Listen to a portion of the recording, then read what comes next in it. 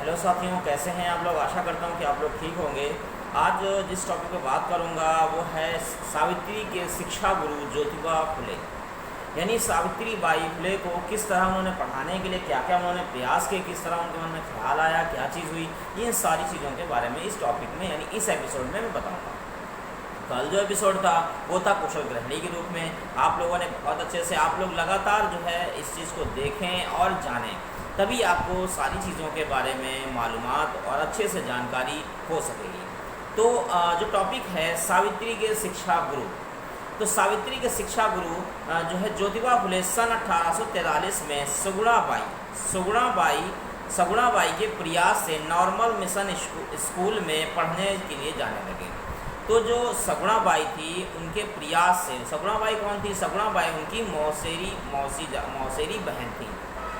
उनके प्रयास से क्या होने लगा कि जिससे वो जो है कौन से स्कूल में पढ़ने जाने लगे? नॉर्मल मिशन स्कूल में पढ़ने जाने लगे। वे मेधावी और बहुत बेहद परिश्रमी थे। मेधावी मतलब बहुत अच्छे, पढ़ने में बहुत अच्छे थे, और क्या थे? परिश्रमी थे, यानी पढ़ाई में उन्होंने बड़ी मेहनत कर रखी थी। उन्होंने सारी की सारी पाठ्य पुस्तकें जल्दी ही पढ़ डाली।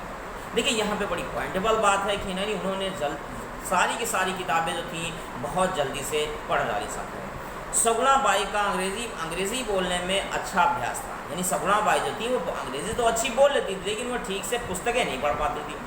ये भी उनके लिए माइनस पॉइंट था, लेकिन प्लस पॉइंट यह था कि इंग्लिश बोलने में बहुत आसानी से इंग्लिश बोल लेती थी। तो धीरे धीरे ज्योतिबा फुले अधिक किताबें पढ़ने लगे। इसी दौरान एक दिन उनके मन में एक विचार आया। अब विचार क्या आया? एक दिन उनके मन में यह विचार आया कि काश ये किताबें उनकी आओ भी पढ़ती। आओ मतलब पता। तो उनमें भी स्त्रियों की शिक्षा के प्रति जागरूकता बढ़ने लगे साथियों। यानी वो कैसे औरतों को शिक्षा कैसे प्राप्त कराया जाए, इस तरह से उनके दिल में जो है क्या ये कामना जो है लगातार बढ़ने लगी साथियों। उनके में यह विचार आया कि क्यों ना अपनी सावित्री बाई को पढ़ना लिखना सिखाओ। देखिए यहाँ पे बड़ी पॉइंटेबल बात है, यहाँ पे बड़ी सोचने वाली बात है कि उनके दिमाग में, उनके दिल में एक ख्याल आना लगा कि क्यों ना अपनी सावित्री बाई को मैं किताबें पढ़ना लिखना सिखाऊं। वह मेहनती भी है और समझदार है, इसलिए जल्दी ही वह पढ़ना लिखना सीख लेगी। उन्होंने मौका पाकर अपने मन की बात सावित्री को बताई। पहले तो इस उम्र में पढ़ने की बात सोचकर वह हंसने लगी।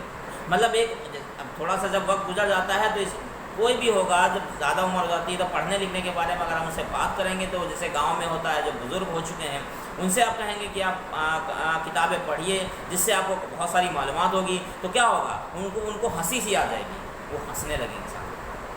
तो लेकिन फुले द्वारा काफ़ी समझाने बुझाने के बाद सावित्री पढ़ने को तैयार हो गई। धीरे धीरे वे पति की बातों में रुचि लेने लगी। यानी धीरे धीरे जो उनके पति थे उनकी बातों में क्या रुचि लेने लगी। और साथियों, उनको लगा कि पढ़ाई के बगैर मनुष्य का जीवन अधूरा है। मनुष्य का जीवन जो है वो क्या है? अधूरा। यानी अगर उसको अब यहाँ पे बड़ी पॉइंटेबल बात है, यानी पढ़ाई के बगैर मनुष्य का जो जीवन है वो अधूरा है, यानी पूरा नहीं है साथियों। बचपन में जब सावित्री को एक दिन पादरी ने, अब देखिए वही फिर से बात आ रहा इंसिडेंट गुजरा था बचपन में। पादरी ने यानी किताब दी थी, तब उसे महसूस हुआ था कि लड़की का पढ़ना लिखना कितना ज़रूरी है साथियों, कितना ज़रूरी है। लेकिन उन दिनों यह संभव ना था, क्योंकि ससुराल आने के बाद तो इस बारे में सोचने का कोई मतलब ही नहीं था। यानी ससुराल आने के बाद इस बारे में सोचने का कोई मतलब ही नहीं था। ससुराल में घर के कार्यों में ऐसी जुड़ गई थी कि अब तो गृह गृहस्थी संभालना ही उसके जीवन का लक्ष्य बन गया था साथियों, लक्ष्य बन गया था। उसे इतने दिन बाद पढ़ने की बात सोचना भी बड़ा अजीब सा महसूस हो रहा था, क्योंकि ये नॉर्मल सी बात है। अगर इस तरह की चीज़ें होती हैं तो इंसान को बहुत ही अजीब और बहुत ही अलग सा महसूस होता है। लेकिन पति की प्रेरणा से उसे यह ज़रूरी सा लगने लगा। अब सवाल यह आया कि वे किस स्कूल में जाएं और अब उन्हें कौन पढ़ाएगा। बहुत बड़ी ये बात आई कि अब उन्हें कौन पढ़ाएगा साथियों, अब उन्हें कौन पढ़ाएगा। काफ़ी सोच विचार के बाद यह तय हुआ कि वे घर में ही पढ़ाई शुरू करेंगे साथियों, शुरू करेंगे। देखिए कितना हिम्मत का काम किया, क्योंकि बाहर उनके लिए जाना पढ़ना बहुत मुश्किल हो रहा था। इसलिए उन्होंने क्या किया, घर पर ही रहकर पढ़ाई लिखाई सीखने का निर्णय किया। और शिक्षिका की भूमिका खुद ज्योतिबा ही निभाएंगे। यानी कि खुद ज्योतिबाराव फुले जो उनके पति थे, उन्होंने बड़ी बखूबी से इस चीज़ को अंजाम दिया। हम कह सकते हैं कि ज्योतिबा की सोच अपने युग में बहुत आगे की थी। जितना कल्याणकारी कार्य विशेषकर नारी शिक्षा से उन्होंने कर दिखाया, वैसा आज तक नहीं हो पाया साथियों, आज तक नहीं। बड़ी सोचने वाली बात है साथियों, बड़ी सोचने वाली बात। आप हर पॉइंट को बड़ी बारीकी से सुने और अच्छे से जानकारी लेते रहें, जिससे आपकी ज़िंदगी में नया उद्धार होगा।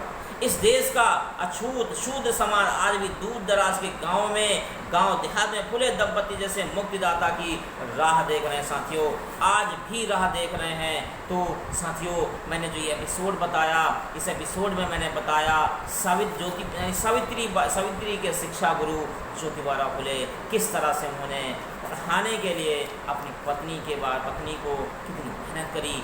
आज जो गांव में बहुत दूर दराज के गांव जो हैं हमारे, वहाँ पे क्या है, जो शुद्ध समाज है, जो शुद्ध समाज है, वो किस तरह से जो है आज भी पढ़ाई लिखाई से वंचित है। आज भी उनको ज़रूरत है। ज्योतिबाराव फुले, सावित्रीबाई फुले और डॉक्टर भीमराव अम्बेडकर, नायका पेरियार साहब, ललाई सिंह यादव साहब, यानी इस तरह के बहुत बड़े बहुत महापुरुष गुजरे हैं जिन्होंने समाज को बदलने के लिए बड़ा प्रयास किया है साथियों। तो आप जो है उसको, उन लोगों के बारे में ज़्यादा से ज़्यादा जानकारी लें साथियों, तभी आप जो है सही रास्ते पर जा सकेंगे। और जो है आप मेरे चैनल को सब्सक्राइब करें, इस वीडियो को ज़्यादा से ज़्यादा शेयर करें, लाइक करें और जो है आप लोग मेरे चैनल के साथ जुड़े रहें।